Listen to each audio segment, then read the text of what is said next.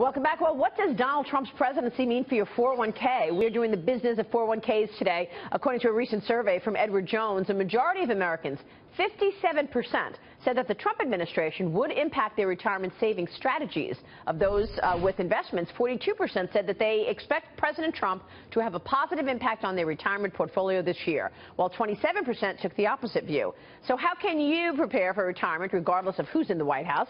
We're bringing in Dominick Tavella on this, president of Diversified Private Wealth Advisors. And Dominick, it's great to see you. Good morning, Maria. The problem with 401ks is people just make some elections and then they don't deal with it and then they forget about it. In fact, a recent study showed that over 90% of 401k participants have made no investment change in their portfolio in the last decade. Now think about what we've gone through, the financial crisis in 08 and wars around the world and political events, and yet not a single investment change in their portfolio. Yeah, but at the same time, people always say, look, this is retirement.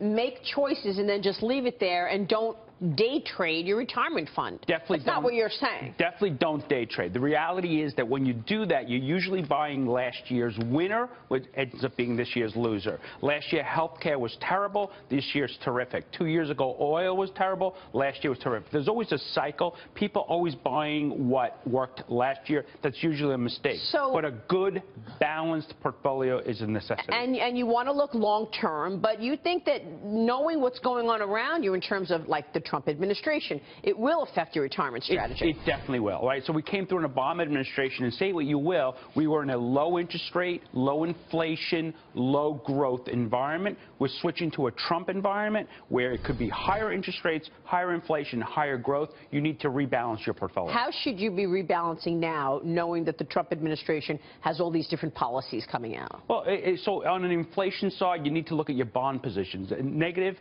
higher inflation, higher interest rates are going to be negatively impacting your portfolio. So you might want to lower your exposure. You also might want to overweight the growth side of your portfolio versus the value, high dividend paying side of your portfolio. So what are the keys to growing and protecting your 401k regardless of who's in the White House? Probably the most important thing is consistency. Get into that pattern of savings. Get into, I can put away $10 a week, $100 a week, whatever you can afford. That'll get you through the cycles. And let's not forget, negative cycles when the market is down. If you're a buyer, if you're putting money into your 401k every week, every month, you're buying on those dips. So that's a positive in the long run. But a lot of people don't know even what's in their 401k. They're not managing it. They just take money out of the check.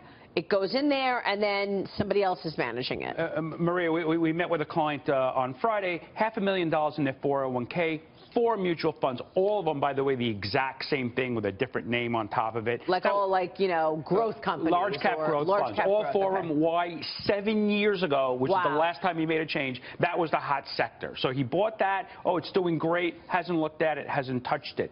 Balanced portfolio. Some fixed income. Some growth. Some value. How about small caps? They've been out of favor, but with a Trump environment, small caps might come back into vogue. So would you put new money to work in small caps? They are the ones that are really taking it on the chin in this most recent sort of rollover in the market. No, again, this is not where you go and take 90% of your money and put it into the small cap sector. But if it's underperforming on sale, maybe take 5, 10% of your portfolio, allocate it there, and wait for the next cycle to come through. And you think largely stocks in someone's portfolio, in a 401k? Always balanced. Our portfolios are always balanced. Okay. I mean, there's going to be some fixed income. So you want fixed income as well as stocks? There has to be some fixed income. But instead of treasuries, maybe you own high yield. So you have to even look at the fixed income sector and say, where's the value proposition? All right, we'll leave it there. Dominick, great advice. Thanks so much. My pleasure. Dominick Tavella joining us.